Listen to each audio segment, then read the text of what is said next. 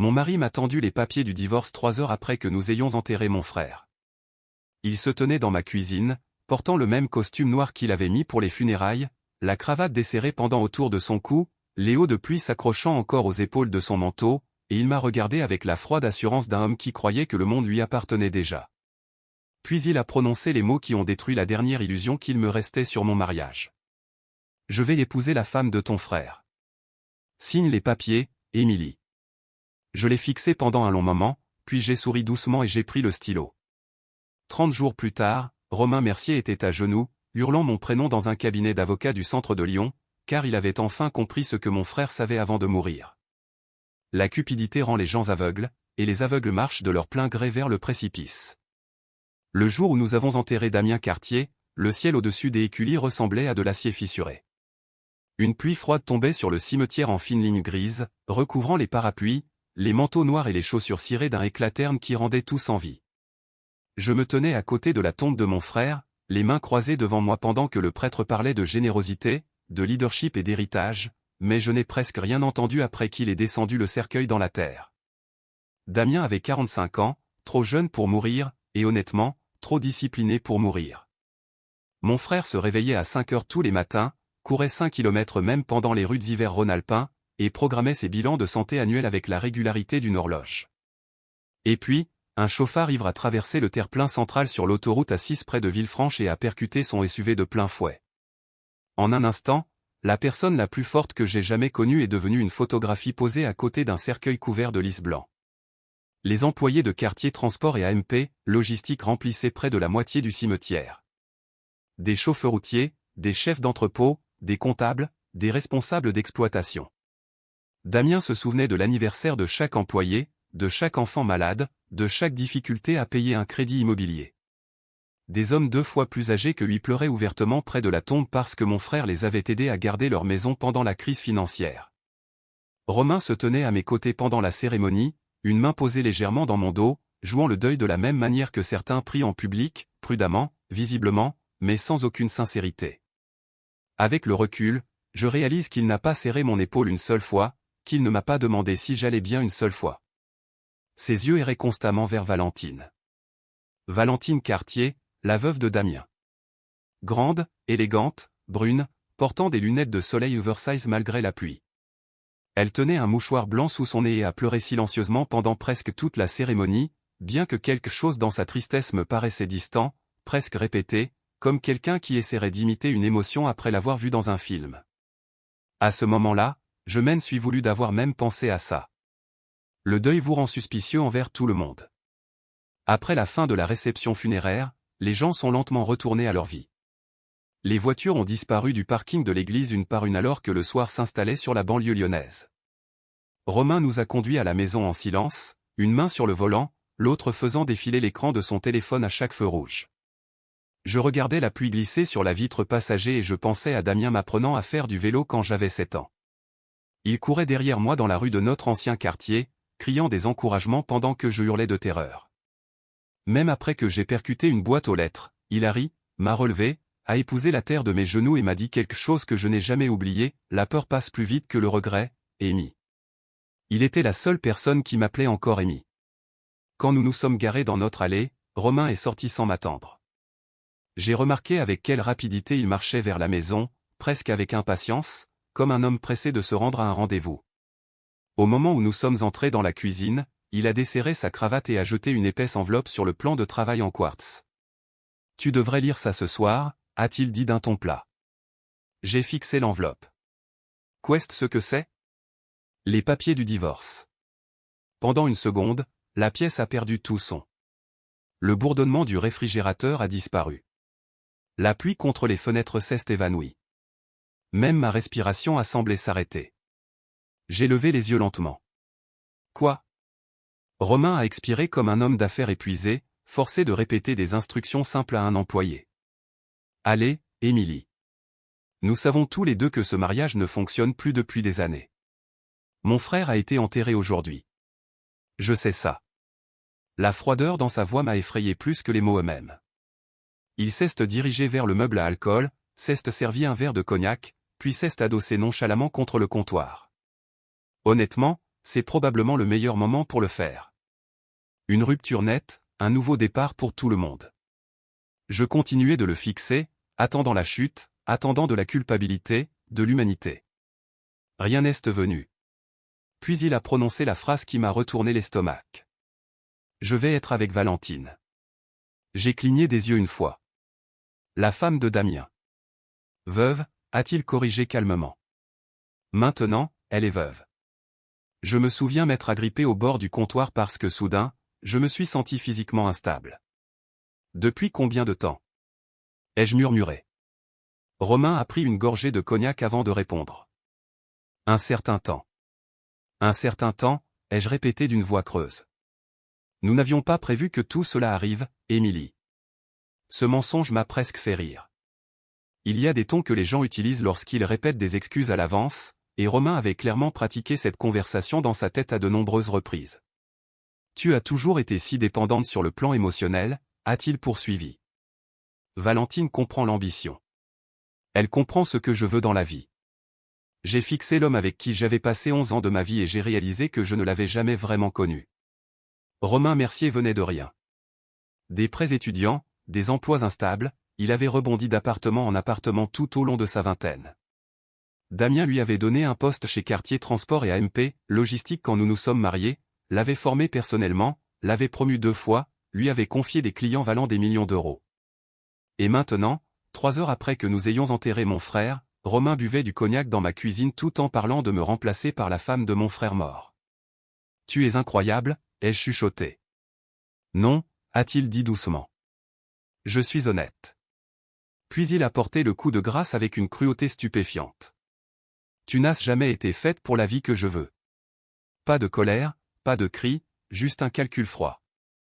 Je m'attendais à pleurer, peut-être à crier, peut-être à lui jeter le verre posé près de l'évier directement au visage. Au lieu de cela, quelque chose en moi est devenu étrangement calme parce que soudain, je me suis souvenu d'un message vocal que Damien m'avait laissé 2 nuits avant sa mort. Je ne l'avais pas encore écouté. Mon frère appelait rarement sans envoyer un SMS d'abord.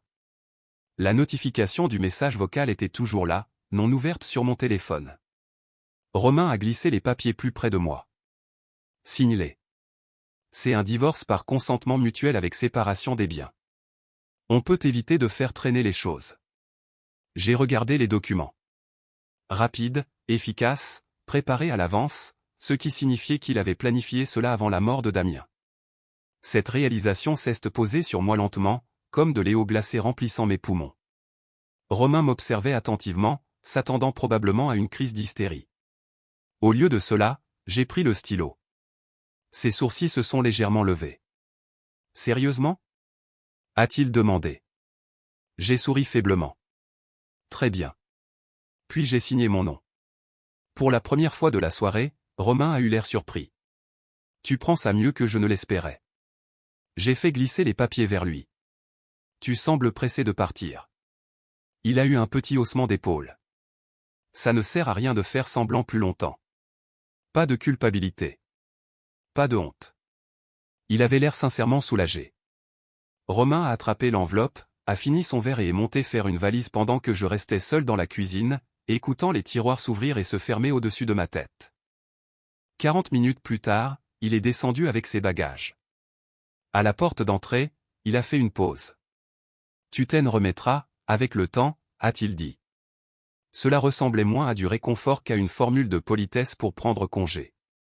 Puis il est parti. J'ai attendu que sa voiture disparaisse au bout de la rue avant de sortir mon téléphone de ma poche. Mes mains tremblaient en ouvrant le message vocal de Damien. Il y a eu une longue pause avant que mon frère ne parle. Sa voix semblait fatiguée. Amy, si tu écoutes ça, il s'est probablement passé quelque chose avant que j'aie eu la chance de t'expliquer les choses moi-même. J'ai cessé de respirer. Puis Damien a dit doucement, ne fais confiance à personne jusqu'à ce que Maître Beaumont lise le testament. Pendant les 3 jours qui ont suivi le départ de Romain, j'ai à peine dormi. Pas parce qu'il me manquait. C'est la partie qui m'a le plus surprise. J'ai continué à attendre que le chagrin arrive de plein fouet, que la dévastation de perdre mon mari m'écrase enfin sous son poids. Mais au lieu de cela, j'ai ressenti quelque chose de plus froid, de plus lourd, de plus complexe. c'est le sentiment que les gens éprouvent lorsqu'ils survivent à un accident de voiture et revoient soudainement chaque panneau d'avertissement ignoré sur les 20 derniers kilomètres de route. Car une fois le choc passé, la mémoire est devenue impitoyable.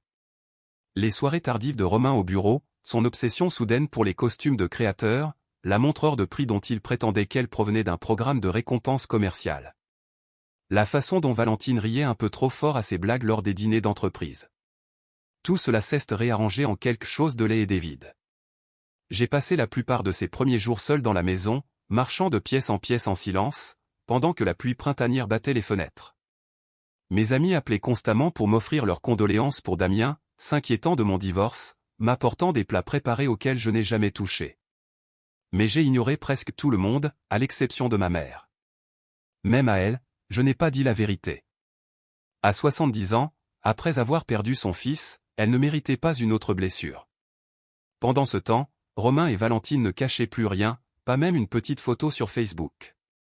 4 jours après les funérailles, Valentine était assise à côté de Romain dans un grand restaurant étoilé de la presqu'île de Lyon, tenant un verre de vin pendant qu'il souriait à l'appareil photo, un bras autour de sa taille. Quelqu'un avait identifié le lieu. Quelqu'un d'autre avait commenté « Magnifique couple ». Magnifique. J'ai fixé ce mot pendant longtemps. Damien était mort depuis moins d'une semaine. Dès le week-end suivant, il publiait des photos depuis le lac des Annecy. Des promenades en bateau, des cocktails hors de prix, souriant sous des plaids près de brasseries extérieures. Romain portait le manteau en cachemire bleu marine de Damien sur une photo, le manteau que mon frère avait acheté à Milan lors d'un voyage d'affaires 3 ans plus tôt. Ça m'a presque brisé. Pas parce que Romain avait l'air heureux, mais parce que Damien lui avait fait une confiance aveugle. Il y a quelque chose d'uniquement horrifiant dans la trahison après la mort. Les morts ne peuvent pas se défendre, ne peuvent pas corriger leurs erreurs, ne peuvent pas retirer leur amour aux personnes qui ne le méritent plus. Les morts restent loyaux pour toujours. Les vivants, non. Le 7e matin après l'enterrement, j'ai conduit jusqu'au siège de quartier transport et AMP, logistique pour la première fois depuis la mort de Damien.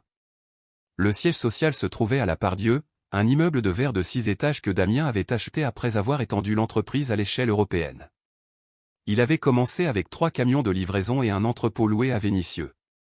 20 ans plus tard, l'entreprise gérait des contrats de fret dans 6 pays.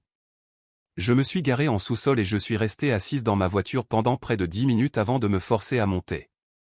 Dès l'instant où j'ai posé le pied à l'étage de la direction, les conversations se sont arrêtées. Pas de manière dramatique, mais juste assez pour que je le sente. Les gens me regardaient d'abord avec compassion, puis avec gêne, car les sièges sociaux survivent grâce au commérage de la même manière que les petits villages survivent grâce à la météo. Tout le monde savait déjà que Romain avait emménagé avec Valentine.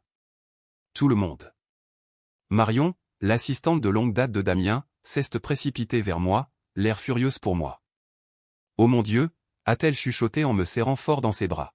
« Émilie, je suis tellement désolée. » J'ai hoché la tête faiblement. « À quel point est-ce que c'est grave ici ?»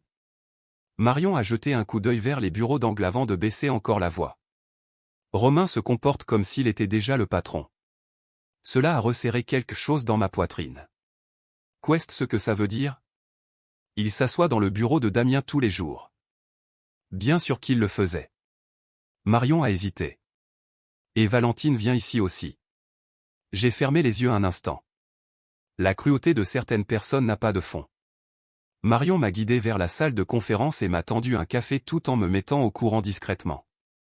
Romain avait commencé à s'imposer dans les réunions de direction, bien qu'il n'occupe techniquement qu'un poste de directeur commercial régional. Valentine avait apparemment commencé à discuter d'idées de restructuration future avec les cadres supérieurs, comme si elle se préparait à prendre la tête de l'entreprise. Ils allaient vite, trop vite, presque comme des gens terrifiés à l'idée de perdre leur élan. Cette pensée m'est restée en tête. Quand je suis finalement entré dans le bureau de Damien, j'ai failli faire demi-tour immédiatement. Tout sentait encore son odeur. Son eau de toilette au bois de cèdre, le papier, le café, l'air froid de Lyon s'infiltrant par les stores entr'ouverts. Son diplôme de l'Émilion était encadré à côté de photographies d'événements caritatifs de l'entreprise, et son bureau restait parfaitement organisé car Damien croyait que le désordre reflétait une faiblesse de pensée. Mais une chose avait changé. Romain était assis derrière le bureau de mon frère, dans le fauteuil de mon frère, portant la veste de mon frère. Cette vue m'a physiquement tordu l'estomac. Romain a levé les yeux d'un tableau de bord et a souri avec désinvolture, comme si rien de tout cela n'était insensé. « Émilie » a-t-il dit d'une voix mielleuse. « Tu aurais dû appeler avant. » Je l'ai fixé avec incrédulité. « Qu'est-ce ce que tu fais ici, à travailler ?»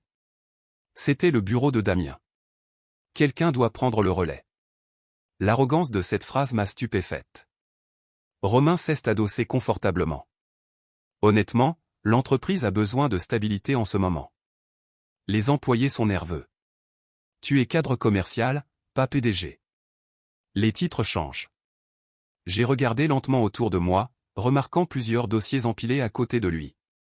Des rapports financiers, des documents d'investissement, des propositions d'acquisition.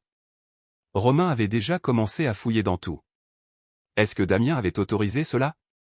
Ai-je demandé doucement. Romain a eu un petit sourire en coin. Damien n'est plus là, Émilie. La façon dont il l'a dit froide, pragmatique, presque impatiente a fait basculer quelque chose de façon permanente en moi. J'ai soudain compris le message vocal de mon frère différemment. Ne fais confiance à personne jusqu'à ce que Maître Beaumont lise le testament. Pas fait attention.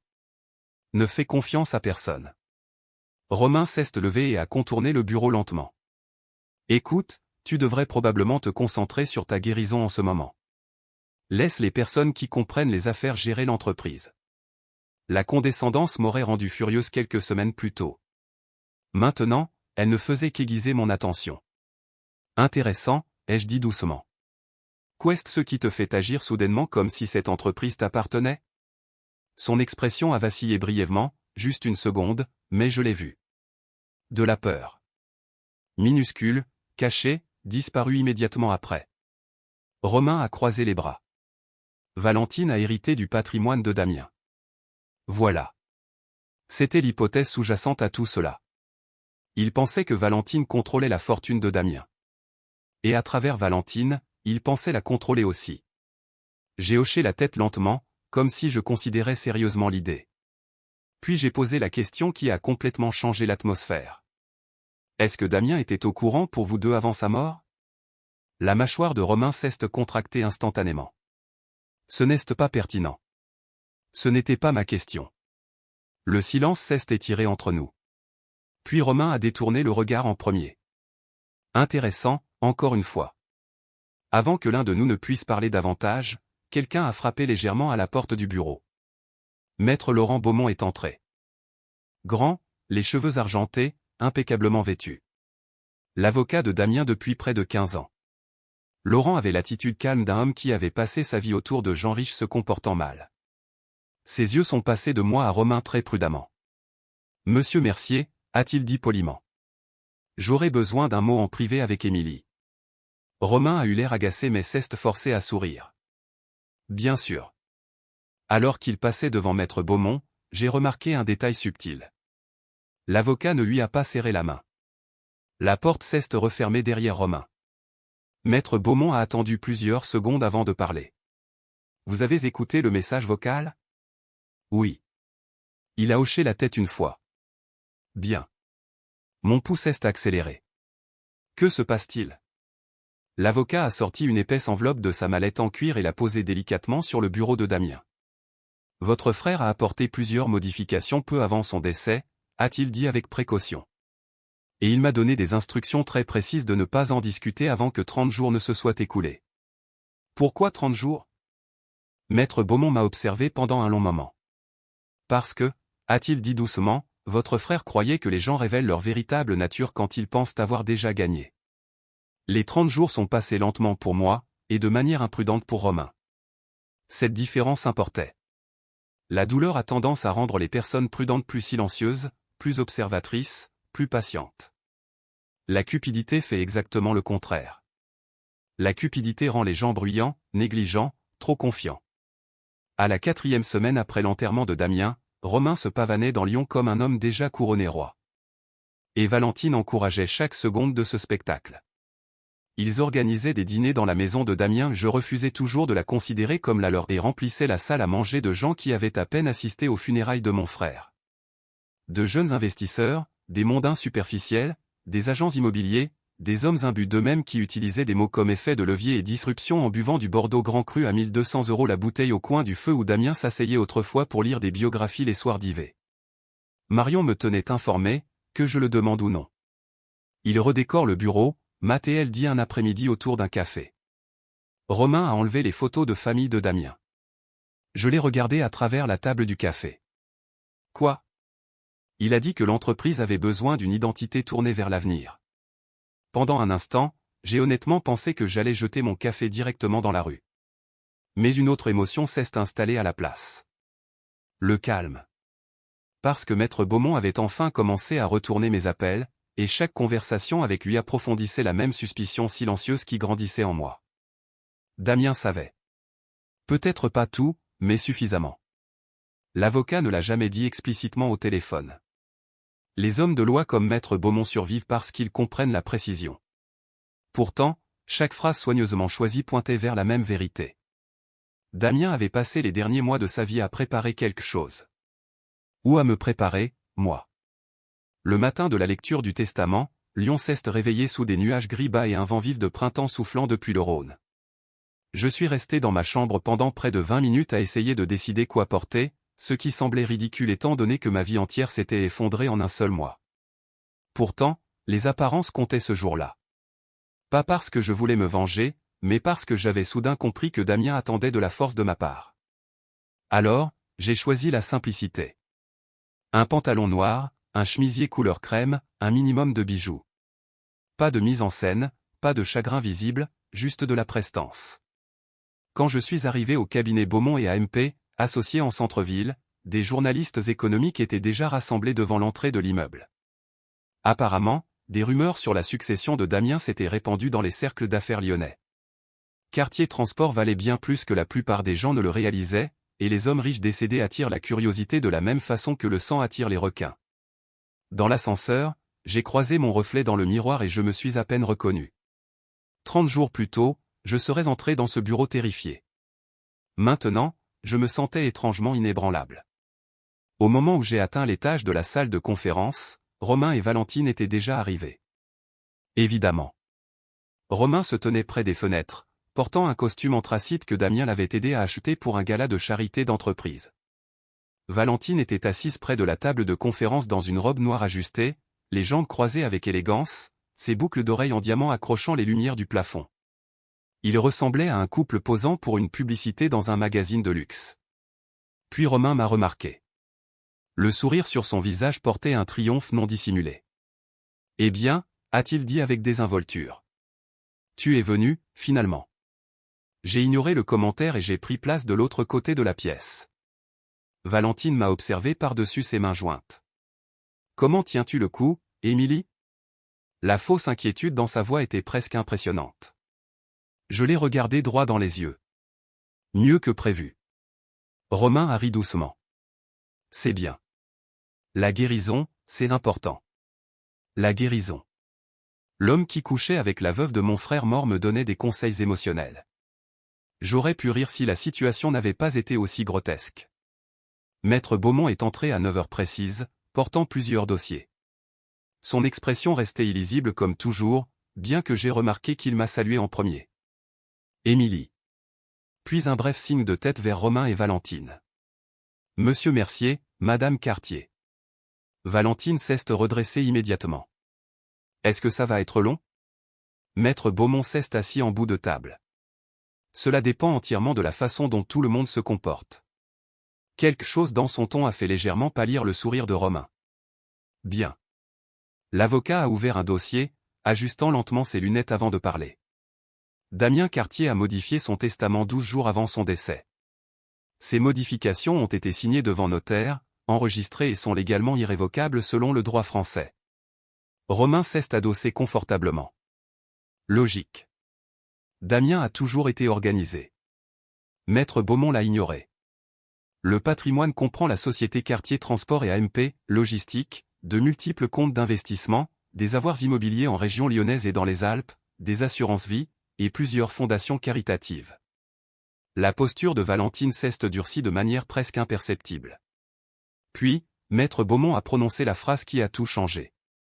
En vertu des dispositions révisées du testament de Damien Cartier, l'unique légataire universel et bénéficiaire majoritaire du patrimoine est Émilie Cartier. Silence. Un silence total. Romain a cligné des yeux une fois. Valentine a froncé légèrement les sourcils comme si elle avait mal entendu. Je me suis contenté de fixer Maître Beaumont. L'entreprise, a-t-il poursuivi calmement, incluant toute l'autorité exécutive et les parts de propriété majoritaires, est transférée immédiatement à Madame Émilie Cartier. Romain a ri soudainement. Un petit son incrédule. D'accord, a-t-il dit. Très drôle. L'avocat l'a regardé froidement. Monsieur Mercier, rien dans le droit des successions n'est drôle. Le visage de Valentine s'est vidé de ses couleurs en premier. C'est impossible, a-t-elle murmuré. Maître Beaumont a fait glisser des documents sur la table. Vous pouvez examiner les actes modifiés vous-même. Romain a arraché les papiers de manière agressive, parcourant les pages de plus en plus vite, alors que la confusion se transformait en panique sur son visage. Non, a-t-il marmonné. Non, ça n'a aucun sens. C'est parfaitement logique, a répondu l'avocat. Romain a claqué les documents sur la table. Valentine était sa femme. Oui, a dit calmement Maître Beaumont, et Damien a généreusement pourvu à ses besoins personnels à travers une rente séparée. Cependant, le contrôle opérationnel de tous les actifs principaux appartient exclusivement à Émilie Cartier. Valentine s'est tournée vers Romain lentement.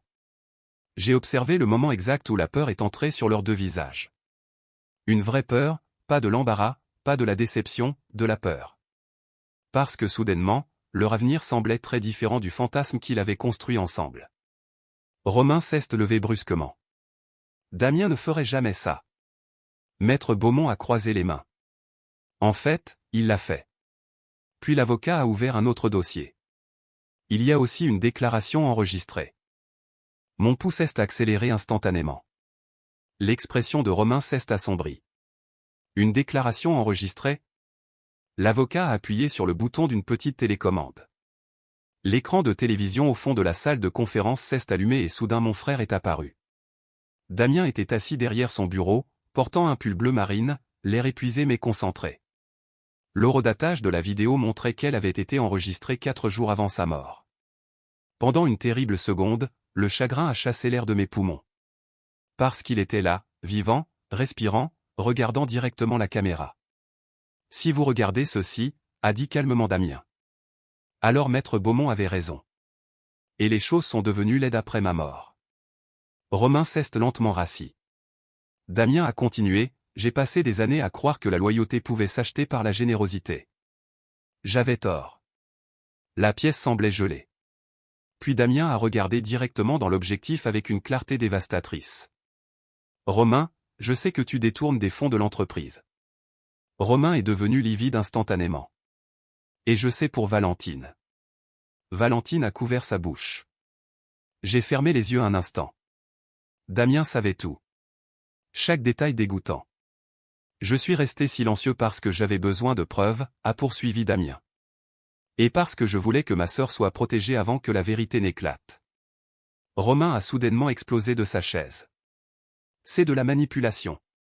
La voix de Maître Beaumont est devenue tranchante comme un rasoir. Asseyez-vous. Romain l'a ignoré complètement. Elle l'a manipulé. A hurlé Romain en me pointant du doigt. Émilie l'a manipulé. J'ai presque eu pitié de lui à ce moment-là. Presque. Parce que les gens désespérés deviennent très vite transparents. Maître Beaumont a calmement ouvert un autre dossier. Il y a une dernière question, a-t-il dit. Romain s'est tourné vers lui, respirant lourdement. Lors de votre procédure de divorce par consentement mutuel, a continué l'avocat, vous avez volontairement signé une renonciation totale aux biens matrimoniaux, abandonnant toute réclamation future liée aux avoirs d'Émilie Cartier. Romain l'a regardé d'un air absent. Puis la réalisation l'a frappé de plein fouet. J'ai observé la seconde exacte où il a compris ce qu'il avait fait. Il avait précipité le divorce, croyant que je n'avais rien, croyant que Valentine détenait la fortune, croyant qu'il avait déjà gagné au change. Mais Damien m'avait tout laissé. Tout. La maison, l'entreprise, les investissements, et même les comptes de direction que Romain utilisait depuis des semaines. Le visage de Romain est devenu blanc. Non, a-t-il chuchoté. L'expression de Maître Beaumont n'a pas changé. Avec effet immédiat, a-t-il dit, tout accès non autorisé aux comptes et aux propriétés de Quartier Transport sera révoqué. Valentine a regardé lentement Romain comme si elle le voyait pour la première fois. Et Romain m'a regardé, non pas avec amour, ni même avec haine, mais avec terreur. Romain Mercier s'est effondré plus vite que je ne l'aurais cru. Pas publiquement au début. Les hommes comme Romain s'effondrent rarement d'un seul coup. Ils se fissurent par étapes, comme de la glace s'affaiblissant sous un poids trop lourd. Au cabinet d'avocats, après que Maître Beaumont eut fini de parler, Romain a continué d'insister sur le fait qu'il devait y avoir une autre version du testament, un autre conte, une autre explication qui restaurerait l'avenir qu'il pensait mériter. Il n'y en avait pas. Damien avait tout préparé soigneusement, chaque signature, chaque transfert, chaque protection légale. Mon frère avait bâti des routes de fret à travers toute l'Europe. Planifier était une seconde nature pour lui. Il comprenait le risque mieux que quiconque. Et quelque part au cours des derniers mois de sa vie, il a réalisé que la plus grande menace pour son entreprise était assise à sa table, prétendant faire partie de la famille. Valentine est partie la première. Cette partie m'étonne encore. Pas parce qu'elle est partie, les gens comme Valentine Sen vont toujours une fois que le confort disparaît, mais par la rapidité avec laquelle elle l'a fait. À un moment, elle était assise à côté de Romain dans un silence stupéfait, regardant les documents de succession avec des mains tremblantes. L'instant d'après, elle s'est levée tranquillement, a ramassé son sac à main de créateur et l'a regardé directement avec quelque chose qui ressemblait à du dégoût. « Tu m'avais dit que l'entreprise était pratiquement à toi », a-t-elle dit froidement. Romain l'a regardée avec désespoir.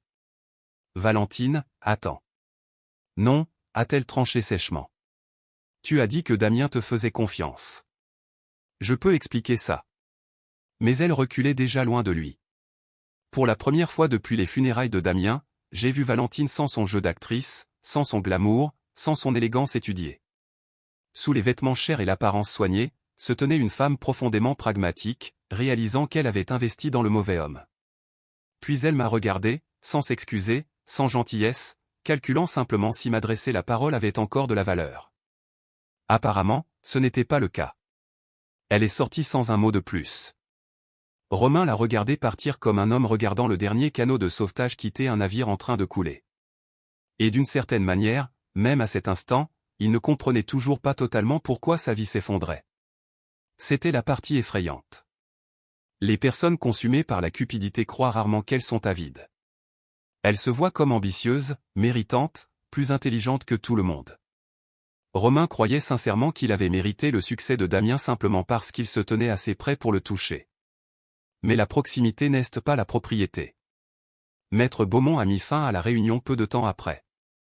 Des agents de sécurité de Quartier Transport sont arrivés discrètement pour récupérer le badge d'accès de Romain, son ordinateur portable de fonction, sa carte de parking et ses autorisations bancaires.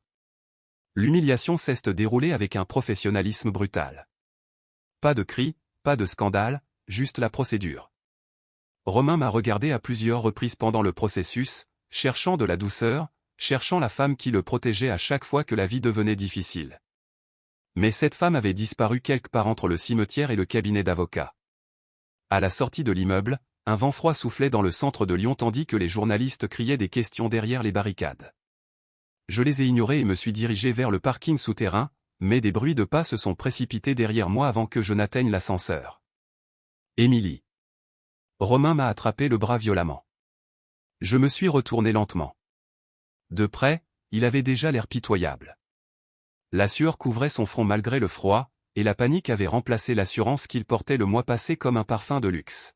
« Tu savais » a-t-il dit d'une voix haletante. « Non » ai-je répondu honnêtement. Je m'en doutais. Sa prise s'est légèrement resserrée. « Émilie, écoute-moi. » J'ai dégagé mon bras immédiatement. « Ne me touche plus jamais. » Pendant plusieurs secondes, aucun de nous n'a parlé. Puis Romain a baissé la voix. « On peut arranger ça. » J'ai failli rire. Arranger ça? Comme si la trahison, la cupidité, l'humiliation et l'adultère étaient des erreurs comptables qui pouvaient simplement être corrigées par de la paperasse. Tu as emménagé dans la maison de mon frère 4 jours après ses funérailles. Romain a dégluti difficilement. J'ai fait des erreurs. Tu as couché avec sa femme pendant qu'il était encore en vie. Ses yeux ont fui brièvement. Tu m'as dit que je n'étais pas faite pour la vie que tu voulais. Émilie, s'il te plaît. Non, l'ai-je interrompu doucement. Maintenant, tu comprends enfin qu'il n'était pas fait pour ça. Ça a fait mouche. Je l'ai vu, car la plus grande peur de Romain n'a jamais été la pauvreté. C'était l'insignifiance. Les portes de l'ascenseur se sont ouvertes derrière moi et je suis entré sans un mot de plus. Les portes se sont refermées sur son visage. 3 jours plus tard, Cartier Transport et AMP Logistique a officiellement mis fin au contrat de Romain suite à un audit financier interne. Damien avait eu raison. De l'argent avait disparu de plusieurs comptes clients au cours de l'année précédente. Pas assez pour déclencher des alarmes immédiates, mais assez pour établir le détournement de fonds une fois que les auditeurs ont suivi la trace papier avec attention. Romain n'avait pas volé des millions, juste assez pour se sentir puissant, juste assez pour croire que personne ne s'en rendrait compte. L'enquête pénale est restée privée dans un premier temps, bien que les rumeurs se soient propagées rapidement dans les milieux d'affaires lyonnais. Les invitations ont cessé d'arriver. Ces appels restaient sans réponse. Les hommes qui donnaient autrefois des tapes dans le dos de Romain lors des soirées d'entreprise évitaient soudainement de croiser son regard chaque fois que son nom était mentionné. Le statut social est bien plus fragile que les gens ne l'admettent. Un scandale, une plainte, une humiliation publique, et des amitiés entières s'évaporent du jour au lendemain. Valentine a disparu des réseaux sociaux presque immédiatement après la lecture du testament. Selon Marion, elle a déménagé de la maison de Damien en l'espace d'une semaine. Apparemment, elle et Romain ont tenu exactement 9 jours après avoir découvert la vérité sur l'héritage. 9 jours. C'était donc ça, la grande histoire d'amour qui a détruit mon mariage. Pendant ce temps, je passais presque toutes mes heures de veille à l'intérieur de l'entreprise de Damien, essayant de maintenir ma vie à flot. Les premières semaines m'ont terrifié. Je comprenais la comptabilité, les opérations, les structures de paie. Damien m'avait impliqué dans l'entreprise pendant des années mais diriger une entreprise entière me semblait insurmontable. Les cadres m'observaient attentivement lors des réunions. Certains me soutenaient. D'autres doutaient clairement que la jeune sœur en deuil puisse gérer ce que Damien avait construit sur 2 décennies. Mais le deuil change les gens, surtout les femmes. Les gens confondent souvent la gentillesse avec la faiblesse, jusqu'à ce que les circonstances forcent la gentillesse à devenir de la discipline. J'ai commencé à arriver avant le lever du soleil, à revoir les contrats, à rencontrer les chefs de service, à arpenter les sols des entrepôts de Vénissieux et Villefranche, à écouter plus qu'à parler. Et lentement, quelque chose d'inattendu s'est produit. Les employés ont commencé à me faire confiance. Pas parce que j'étais brillante, mais parce que je me souciais d'eux comme Damien s'en souciait. Les chauffeurs routiers m'arrêtaient sur les quais de chargement pour me raconter comment Damien avait un jour payé des frais médicaux pour des employés blessés. Les chefs d'entrepôt partageaient des idées que personne ne prenait la peine de présenter à Romain, car ils n'écoutaient jamais à moins qu'il n'y ait des profits à la clé. Pour la première fois depuis des années, j'ai réalisé que je n'étais pas invisible. J'avais simplement passé trop de temps de ma vie debout à côté de personnes plus bruyantes que moi. Puis, un soir pluvieux d'un jeudi de la fin du mois de mai, Romain est apparu devant ma maison. Je l'ai vu par la fenêtre du salon avant qu'il ne frappe. Il paraissait déjà plus mince, plus vieux. Les costumes hors de prix avaient disparu, remplacés par des vêtements froissés et un air épuisé. La pluie trempait ses cheveux pendant qu'il se tenait sous la lumière du porche, fixant la porte comme un homme s'approchant d'une église après des années sans foi. Une partie de moi a envisagé de faire semblant de ne pas être là. Au lieu de cela, j'ai entrouvert la porte. Qu'est-ce ce que tu veux? La voix de Romain s'est brisée immédiatement. J'ai tout perdu. Je l'ai regardé calmement, non pas parce que j'appréciais sa souffrance, mais parce que je me souvenais de la version de lui que j'avais autrefois aimée. Et il y a quelque chose de profondément troublant à regarder un visage familier devenir méconnaissable. Tu as fait des choix, ai-je dit calmement. Des larmes ont soudainement rempli ses yeux. De vraies larmes cette fois. J'ai été stupide. Oui, ai-je pensé. Il a dégluti avec difficulté. Je pensais que le succès ferait enfin de moi quelqu'un d'assez bien. Cette phrase a flotté entre nous. Parce que sous la cupidité, sous l'arrogance, Romain avait toujours porté en lui une énorme insécurité. Le succès de Damien le fascinait parce que Romain confondait la richesse avec la valeur humaine. Il croyait que l'argent pouvait effacer la honte, effacer l'échec, effacer la peur d'être ordinaire. Ça ne le peut jamais. Je t'aimais, a-t-il chuchoté désespérément. Je l'ai regardé pendant un très long moment. Puis j'ai répondu avec une totale honnêteté. Je pense qu'une partie de toi m'aimait, oui. Ça l'a blessé plus que la colère ne l'aurait fait. Romain a fait un pas en avant, la voix se brisant soudainement. S'il te plaît, Émilie, s'il te plaît, donne-moi une autre chance. Et là, sur le porche mouillé, sous la pluie froide du Rhône, Romain Mercier est tombé à genoux, pleurant, suppliant, détruit par la même avidité qu'il avait autrefois prise pour de l'ambition. Mais le moment qui m'est resté gravé pour toujours n'était pas ses excuses. C'est ce qui s'est passé ensuite. Ses yeux ont glissé au-delà de moi dans le salon, atterrissant sur la photographie encadrée posée au-dessus de la cheminée. Damien, souriant à côté de nous pendant un Noël 3 ans plus tôt. Romain a fixé cette photo et a enfin compris tout le poids de ce qu'il avait trahi. Il est resté à genoux pendant plusieurs secondes après que le silence se soit installé entre nous, la pluie goûtant de ses cheveux sur le porche en bois sous lui, les épaules tremblantes sous une veste grise bon marché qui ne ressemblait en rien au manteau sur mesure qu'il portait au gala de charité et au dîner d'affaires. Pour la première fois en 11 ans, il avait l'air honnête. Pas impressionnant, pas charmant, pas ambitieux. Juste honnête. Les gens brisés le sont généralement. Je suis resté là à tenir la porte entr'ouverte pendant que le vent froid poussait l'air humide dans la maison, et quelque part au loin, le tonnerre a grondé doucement au-dessus de la banlieue. Romain a essuyé son visage de ses mains tremblantes, essayant de retrouver assez de dignité pour continuer à parler, mais les mots semblaient piégés à l'intérieur de lui maintenant. Tant mieux. Certaines vérités devraient faire mal en sortant. Émilie, a-t-il chuchoté à nouveau, la voix écorchée. Je sais que je ne mérite pas ton pardon. Non, ai-je dit doucement. Tu ne le mérites pas. Il a immédiatement baissé la tête. Cette réponse a frappé plus fort que n'importe quel cri. Pendant un instant, j'ai presque eu pitié de lui à nouveau, et cela m'a effrayé plus que la colère. La compassion peut être dangereuse lorsqu'elle est dirigée vers des personnes qui confondent la miséricorde avec de la faiblesse. Je comprenais cela maintenant d'une manière que je n'avais jamais comprise auparavant. Romain a levé les yeux lentement. Je ferai n'importe quoi pour arranger ça. Je l'ai étudié attentivement. Tu ne peux pas. Un autre silence douloureux a suivi. Puis j'ai ouvert la porte un peu plus grand et lui ai tendu un parapluie posé près de l'entrée. Rentre chez toi, Romain. Son visage s'est complètement décomposé à ces mots, parce que je crois qu'il a enfin compris quelque chose de dévastateur à cet instant. Il n'en avait plus, de chez lui. Plus vraiment. La maison de Damien appartenait maintenant à la fondation de l'entreprise. Valentine avait disparu de sa vie. La plupart de ses amis s'étaient évaporés au moment où son statut s'était effondré, et la carrière qu'il avait passé des années à construire était devenue radioactive du jour au lendemain. Personne dans le secteur de la logistique à Lyon ne voulait embaucher un homme sous le coup d'une enquête pour détournement de fonds.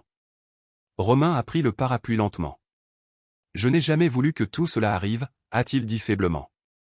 J'ai failli répondre immédiatement, mais je me suis arrêté, parce que cette phrase révélait tout. Les gens comme Romain ne croient jamais qu'ils sont les méchants. Ils pensent que le désastre arrive tout simplement, comme si la trahison apparaissait par magie sans les décisions qui y mènent, un choix égoïste à la fois. Alors au lieu de débattre, j'ai dit la seule chose qui comptait, tu as continué à te choisir toi, au détriment de tous ceux qui t'aimaient. Ses yeux se sont remplis de nouveau.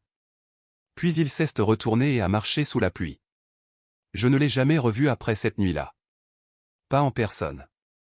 Des mois plus tard, Marion m'a dit que Romain avait déménagé et avait pris un poste de commercial de bas niveau chez un petit fournisseur de camions dans une zone industrielle de la Nièvre, sous un autre nom. L'enquête pénale s'était terminée par un accord de remboursement plutôt que par une peine de prison, car Maître Beaumont avait négocié les conditions de remboursement discrètement par l'intermédiaire de l'avocat de Romain. Damien aurait préféré cela. Mon frère croyait que les conséquences devaient enseigner aux gens, pas simplement les détruire. Et curieusement, je pense que tout perdre a finalement forcé Romain à devenir le genre d'homme que les épreuves ne pouvaient plus cacher. Quant à Valentine, elle a vendu la plupart des bijoux que Damien lui avait achetés et a déménagé à Cannes. De temps en temps, des connaissances communes mentionnaient l'avoir vu avec des hommes plus âgés et riches dans des country clubs ou des galas de charité, toujours à la recherche d'une autre vie dans laquelle se glisser. Certaines personnes passent leur existence entière à confondre le confort et l'amour. C'était une punition suffisante. L'été est arrivé doucement sur la région lyonnaise cette année-là. L'entreprise a survécu, puis s'est stabilisée, puis a discrètement recommencé à croître. J'ai travaillé plus dur que jamais dans ma vie. Certains matins, j'arrivais avant que les lumières de l'entrepôt ne s'allument. Certains soirs, je restais si tard que les équipes de nettoyage commençaient à m'appeler par mon prénom. Au début, j'ai fonctionné entièrement sur la peur. La peur d'échouer face à Damien. La peur de décevoir les employés qui dépendaient de nous pour leur salaire. La peur que tout le monde croie secrètement que Romain avait eu raison à mon sujet depuis le début. Mais la peur change de forme lorsqu'on y est confronté assez longtemps. Finalement, elle devient de la discipline. Puis de la confiance. En août, je dirigeais les réunions de direction sans note. En septembre, j'ai renégocié un contrat de transport qui a considérablement augmenté nos revenus régionaux. Les chauffeurs qui me regardaient autrefois avec prudence ont commencé à me saluer de la même façon qu'ils saluaient Damien, avec chaleur, avec confiance, avec des histoires sur leur famille, leurs enfants et leurs prêts immobiliers. Un après-midi, un chef d'exploitation plus âgé nommé Henri m'a arrêté près des quais de chargement à Vénissieux. « Vous savez quelle est la différence ?» a-t-il demandé. « La différence entre quoi ? » ? « Entre vous et Romain. » J'ai souri faiblement. J'ai presque peur de demander. Henri a haussé les épaules. Romain voulait que l'entreprise le rende important. Vous voulez que l'entreprise prenne soin des gens. Cela m'a marqué. Parce que Damien avait compris quelque chose que Romain ne comprendrait jamais. Le leadership, ce n'est pas la propriété. C'est la responsabilité. À la fin de cet automne, nous avons lancé la Fondation Damien Cartier, un programme de bourse d'études pour les enfants des employés de l'entreprise poursuivant des études en logistique, en école d'ingénieur ou à l'université. Maître Beaumont nous a aidés à structurer légalement cette organisation à but non lucratif, tandis que j'examinais personnellement les candidatures chaque hiver. La première bénéficiaire de la bourse a été la fille d'un mécanicien de Villefranche qui voulait devenir ingénieur en génie civil. Quand je l'ai appelée pour lui dire qu'elle avait reçu un financement complet de ses frais de scolarité, elle a pleuré si fort qu'elle pouvait à peine parler. Après avoir raccroché, je me suis assise seule dans mon bureau, regardant le paysage urbain de Lyon par les fenêtres. Et pour la première fois depuis la mort de Damien, le chagrin ne me semblait plus aigu. Il avait du sens. La perte change de forme, elle aussi. Ce mois de décembre, un an jour pour jour après le message vocal que Damien m'avait laissé, j'ai conduit jusqu'au cimetière toute seule. La neige recouvrait le sol en de douces couches blanches, et un vent glacial balayait les rangées de pierres tombales sous un ciel gris pâle. Je portais des lys blancs frais parce que Damien avait l'habitude d'en acheter pour notre mère chaque jour de Pâques quand nous étions enfants. Je suis restée silencieuse près de sa tombe pendant un long moment. Puis j'ai finalement parlé. « Tu avais raison », ai-je murmuré. Le vent a soufflé doucement à travers les arbres voisins. J'ai fait confiance aux gens trop facilement. Pendant un instant, les souvenirs m'ont envahi tous en même temps. Damien m'apprenant à faire du vélo. Damien aidant Romain à obtenir sa première vraie promotion. Damien assis à côté de moi dans la salle d'attente de l'hôpital après la mort de papa. Toujours inébranlable, protégeant toujours tout le monde autour de lui, même quand il ne le méritait pas. Surtout quand il ne le méritait pas. Une larme a glissé sur ma joue malgré le froid. Mais tu m'as aussi appris autre chose, ai-je dit doucement. Tu m'as appris que je n'ai besoin de personne d'autre pour sauver ma vie. Et c'était la vérité. Romain croyait que la vengeance signifiait l'humiliation, la défaite, la destruction. Mais la vraie vengeance est plus silencieuse que ça. La vraie vengeance, c'est de se reconstruire si complètement que les gens qui vous ont brisé ne peuvent plus reconnaître la personne qui se tient devant eux. C'est de se réveiller un matin et de réaliser que leur trahison vous a forcé à découvrir votre propre force. C'est de survivre avec honnêteté pendant qu'ils s'effondrent sous le poids de leur propre choix. J'ai posé soigneusement les fleurs contre la pierre tombale de Damien. Puis j'ai souri. Non pas parce que tout faisait moins mal, mais parce que tout avait enfin du sens. Alors que je retournais vers ma voiture, la lumière du soleil a lentement percé les lourds nuages d'ivée au-dessus du cimetière, répandant un or pâle sur le sol enneigé. Et pour la première fois depuis très longtemps, l'avenir ne m'effrayait plus. Il me semblait mérité.